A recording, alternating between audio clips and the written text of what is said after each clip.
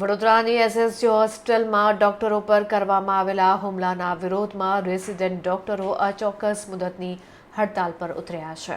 વડોદરાની એસએસજી હોસ્ટેલમાં ડોક્ટરોની સુરક્ષાને લઈને ફરી એકવાર મુદ્દો ગરમાયો છે. ગઈકાલે મોડી સાંજે એક મૃતક મહિલાના પીએમને લઈને થયેલા વિવાદ બાદ રોષે ભરાયેલા પરિવારજનોએ ફરજ પરના ડોક્ટરો પર હુમલો કરતા હોસ્પિટલમાં ભારે અફરાતફરી મચી ગઈ હતી.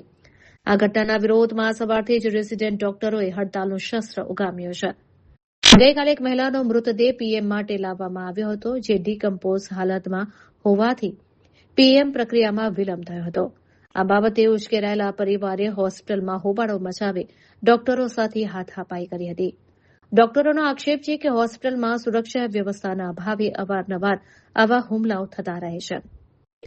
જુનિયર ડોક્ટર્સ એસોસિએશને માંગણી કરી છે કે હોસ્પિટલ કેમ્પસમાં તાત્કાલિક અસરથી કાયમી સિક્યુરિટી ગોઠવવામાં આવે, સંવેદનશીલ વિસ્તારોમાં હાઈ ડેફિનેશન સીસીટીવી કેમેરા લગાવવામાં આવે, હાલની ટેમ્પરરી સિક્યુરિટી એજન્સીને બદલે સક્ષમ સુરક્ષા વ્યવસ્થા પૂરી પાડવામાં આવે. ત્યારે આ હડતાલને પગલે સેવાઓ પર તેની અસર પહોંચી છે. રેસિડેન્ટ ડોક્ટરોની હડતાલને કારણે ઓપીડી સહિતની નિયમિત સેવાઓ ખોરવાઈ ગઈ છે. જો કે ડોક્ટરોએ જણાવ્યું છે કે દર્દીઓની સુવિધા માટે માત્ર તાત્કાલિક સેવાઓ ચાલુ રાખવામાં આવશે. જ્યાં સુધી સુરક્ષા અંગે નક્કર ખાતરી અને માંગણીઓનો સ્વીકાર નહીં થાય ત્યાં સુધી હડતાલ યથાવત રાખવાનો ડોક્ટરોએ નિર્ધાર કર્યો છે.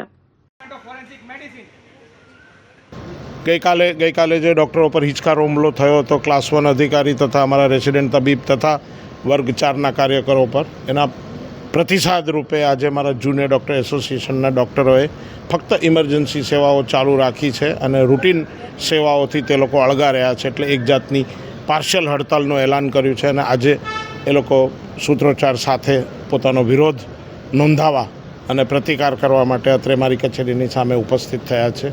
ઉચ્ચ લેવલના જિલ્લાના અધિકારીઓ સાથે એમની બેઠક કરાવીશ. ગઈકાલે એમના જે મુખ્યત્વે જે પ્રશ્નો હતા સિક્યુરિટીના, એનું પાર્શિયલ નિરાકરણ અમે લાવી દીધું છે.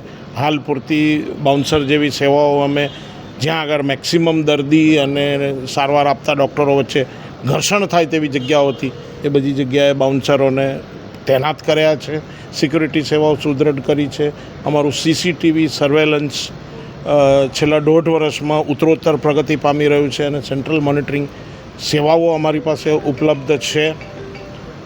કેમ્પસની અંદર અમુક જે નાના મોટા પીઆઈઓના પ્રશ્નો હતા, ઇલ્યુમિનેશનના પ્રશ્નો હતા, એ બધા અમે સોલ્વ કર્યા છે અથવા તો 48 કલાકની અંદર સોલ્વ કરી દેવાનો વાયદો આપ્યો છે. અને આ સાથે હું મારા જુનિયર ડૉક્ટરોને, જે મારું જ કુટુંબ છે, એમને હું અપીલ કરું છું કે દર્દીની સેવાઓ ખોરંબે ના પાડશો, પરત ડ્યુટી પર આવી જાઓ. પ્રશ્નોનું નિરાકરણ તો કુટુંબમાં સાથે બેસીને જે રીતે નિરાકરણ થાય તેવી રીતે ચોક્કસ કરીશું અને સરકારશ્રીની બી આ જ ઈચ્છા છે, નેમ છે.